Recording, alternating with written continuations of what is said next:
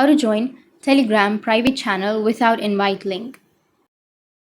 So if you want to join a Telegram private channel without the invite link, then just follow the steps. So if you don't have an invite and if you don't have a link and if you want to join to a particular Telegram group, I'm going to show you how you can do that. First of all you need to do is open up any of your browser. So go with your browser, any browser that you're comfortable with. Now here on the search, you just need to simply search for https colon and then slash side slash and t.me again side slash. After that, type the name of the group. For example, I'll be choosing Apple, and then hit the search or hit the enter, and here you will have the group, right? So if you want to join this group, then simply tap on open in web, or you can go with view in Telegram, or you can also simply go with the upper right again, and then you need to remove that Apple, and then you can go with crypto.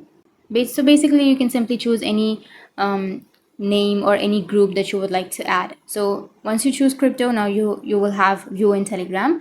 Tap on view in Telegram and it will take you to the Telegram application, where it will take you to the group. So here on the bottom you will have the join option. You can simply go with join and you will be able to join. So in this way you will be able to join a private channel in Telegram without the invitation link. And if you have any questions, feel free to comment below. Thanks for watching.